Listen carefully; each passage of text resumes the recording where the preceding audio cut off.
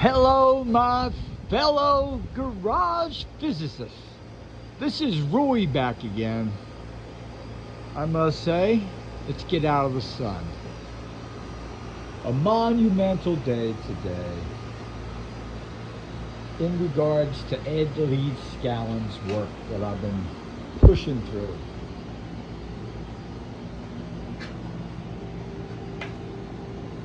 I had this moment, this aha moment.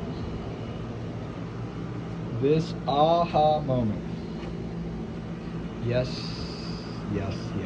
Let me walk you through it, all right?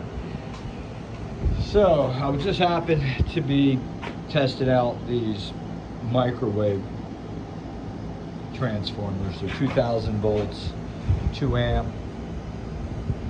If you ever messed with them, just be careful. If you ever not messed with them, super be careful, because these will kill you. There's no mercy in these, so don't mess with them if you don't know what you're doing. FYI. So I was looking at this picture here, and this is an old picture of Ed Leedskalnin's property here that's in his book called A Book in Every Home. And for some reason, I started to look back here, and I noticed he had a tripod set up here. He had an antenna on the roof of his living quarters. That's his living quarters. His workshop is down here. He lived up here. Then he had this tripod right here. And some would say these boxes were to cover the rain from hitting the top of the poles. And they would cap the top of the poles with tar. And they would put, I think, beeswax or something else in the box, or more tar. And they would just keep it from rotting. As you look a little further, you'll see this one's he's getting ready to either move this one or he just set it up, because the crosswalks coming across here are not in place yet. And another thing I want you to notice is this cable. It's not attached across, so that obviously comes around. So he's either, like I said, installing this or taking it apart to move it. Another thing I want you to focus on is right up here. Now up here, he has his 2 chains. And they come up and wrap the chain around the top. And I guess you would put a bunch of tar on that and put the box. Then he has this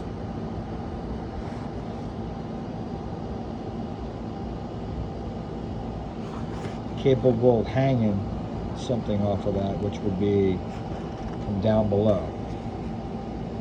Don't forget the antenna. Inside this box could have a transceiver or a transducer, which is more likely. A transducer would be something that is one of these guys. This is a transducer. It's a receiver and a transmitter, and makes the best vibrator ever.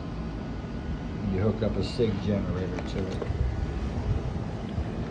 So this would get a signal from the control tower. And that's his quarry. When I've been out there a dozen of times, talked to ownership. It's pretty cool. You can see he started right here. So the first block he took up was the one where he had put a ladder. He dug 6 foot deep, 2 foot wide. And he dug it 6 foot deep, 2 foot wide. And he put his ladder across the top, and he bolted the ladder down to put his tools in here. every day he was dropped off to start this project. All right, so that brought me over to here, because now I'm inside his room in his workshop, and I stared at this picture a million times. He's got the back covered up so you can't see it. He's got a lot of stuff to distract people. One thing I didn't see until I just seen now is going to be right here and right there. On site at Leedskalnin's Coral Castle, I helped management to script all the objects in Ed's workshop so they can tag it. So when you go there, you see the tags on everything. I kind of have a little piece of that being down there. And there is this generator, a Ford generator there, and one right here. He's got, actually looks like that's the battery, a 6-volt battery at the time, or it could have been 12 at that time. I don't know when the 12s came out, but they started up 6. And there's the generator. That's the same lip as when you go to Coral Castle. I'll have to post pictures of that generator. That's it right there. So if you follow that generator from there, there's the battery, there's the generator. Generators only generate when you're turning them to generate electric. Or you can run it in reverse and have the pulley turn, which therefore will get into the high voltage section of the system. So my epiphany today is all the smoke and mirrors I've always been caught up in. This guy is like taking a self photo. He's got his hat in his hand. He's dressed up. He's got all this chain equipment that obviously was out on the tripods, and at that age he's no longer doing rocks. He's probably a beat down 42-year-old person there. Looks a little malnutrition actually. Sardines and crackers is all he ate, and some fruits. That there is a transformer.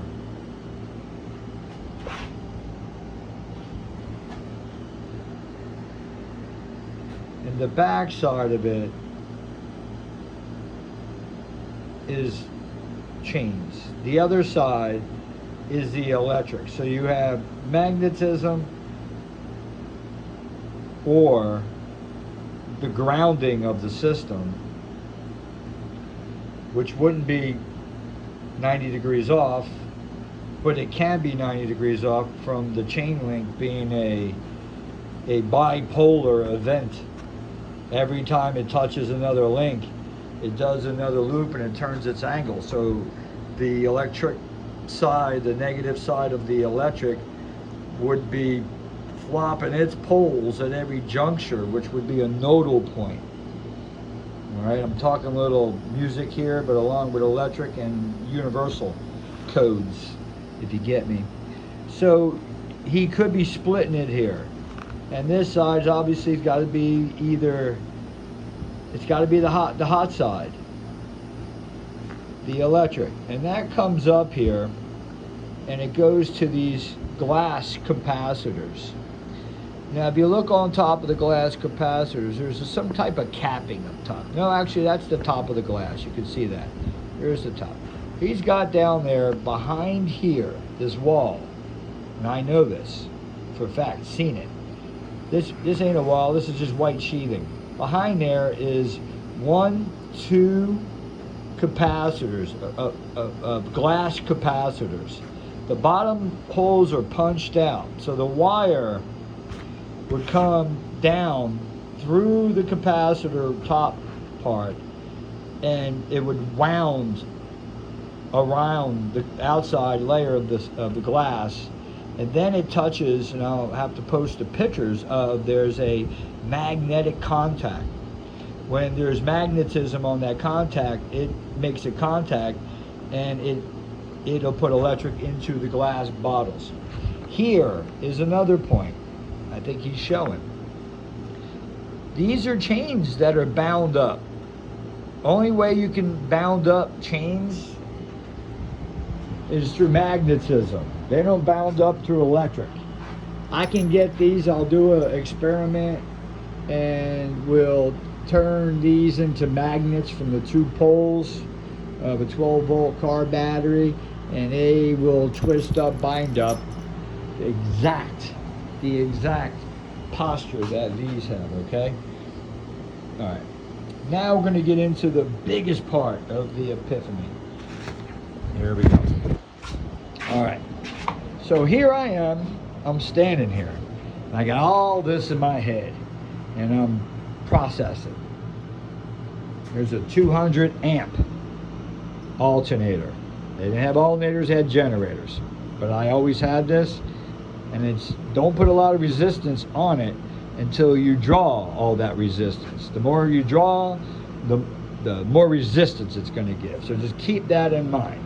So you're not really trying to use this for big power, but you're definitely going to incrementally step up all the voltage by using this.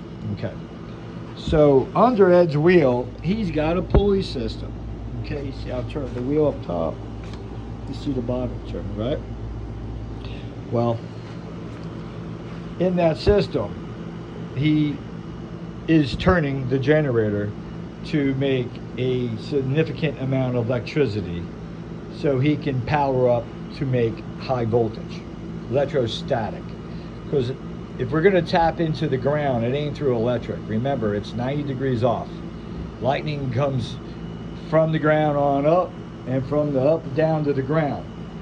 You got to make an L shape on that. That's why when you go in a vehicle and say that vehicle had crashed into a pole, bam, and you're leaning against that pole. Now hear me out, guys. This will save your life if you don't know. And you got a hot wire on your vehicle and you think you're okay, nothing happened. You open that door, you're still good. You step 1 foot out, you're good. When you step the other foot out, if you put it side by side, you're able to live and walk away. But once you disconnect from that vehicle. But if you do a step further, which most people will get out, step, and then take another step, you create a difference in potential, and you just killed and electrocuted yourself. All right? FYI, I just like to give out important information. Moving on to the process here. So, I just happened to find this thing. And this came off of a DC motor. Not from Ed's time, but pretty popular. It's just a riding brush. So you connect your not positive or negative to this, and it has a carbon end, pretty stout, or spring on it. And you can actually, turn the wheel, and you can be contacted to it with electric. This was monumental for me because now I realize this ain't Ed's wheel, this is my wheel. There ain't no figuring out everything Ed did. I just want to know the pieces he had. As long as I know the pieces, I'll figure this out. Because I believe levitation is involving electrostatic to alter the medium. And we'll get into that another time. So this contact would just sit, and as this shaft turns, I can make that shaft right there a connection to the ground, okay? So let's get into that. So when the ground, what's ground here? All right, let's talk about one thing. What is isolated in here? So I found out in Coral Castle, Ed had layers of laminate to separate things. He has the magnets separate from the metal, squeezing top and bottom. See them 2 gears are squoze down on here. Well, there's a fiberglass and some kind of laminate he has going all the way around, so this contact and that bottom contact do not touch the magnets. So when you check for conductivity, it's not there on his wheel, and it's not on here. But building your own wheel, I'm sure whoever built their wheel out there, they go check for conductivity, they're going to see the whole thing is one side. So you just gotta, you got one pole as a whole with the whole thing. This is isolated and separated, and I'm going to show you where the layers are. So you have south with the yellow, north on here, and as this spins, it puts a magnetic field in rotation. As the rotation begins, it's almost like a cell, to where your electrons, or your you gotta call them electrons. You got a lot of guys out there, they're in electrons, but you know what? Just call them electrons so we have something, we all know what the hell they are. Cool beans? All right, thank you.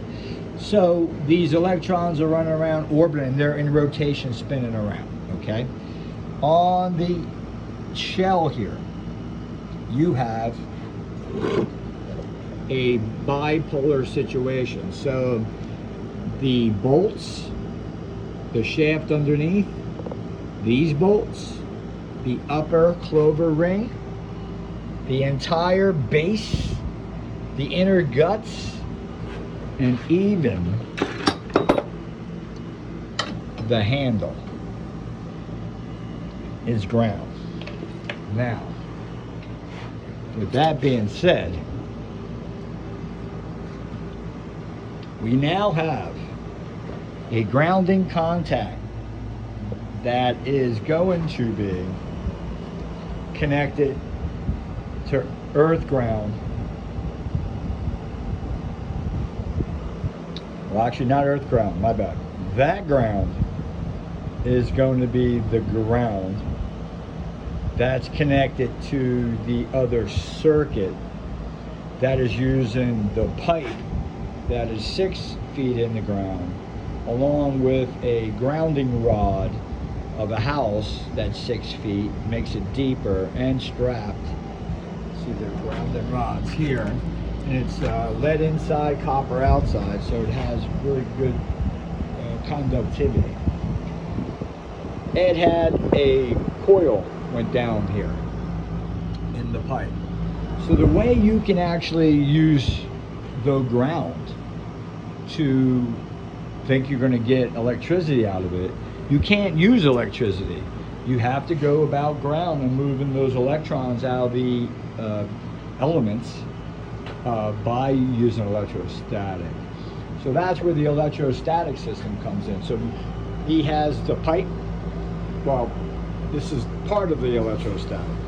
So he has he has a pipe going down that's non-metallic. I think it's just tubing.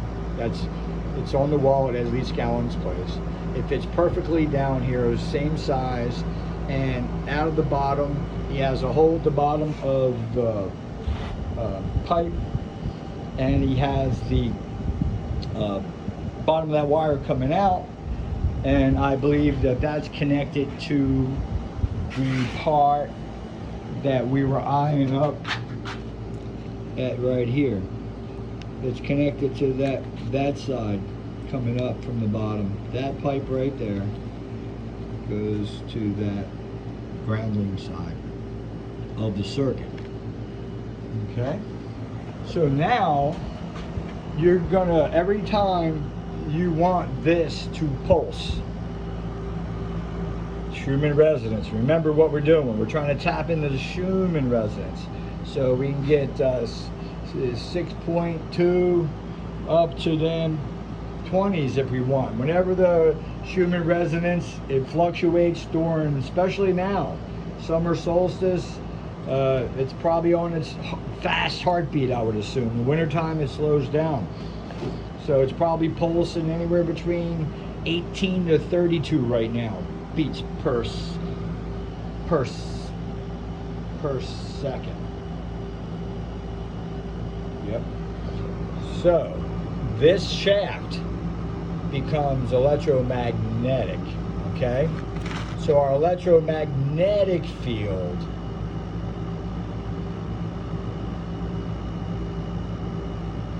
becomes one angle of Earth's magnetism on touching all the elements in the ground. All the elements in the ground is connected to this pipe now, if you look at it that way. So all Earth is connected to that pipe.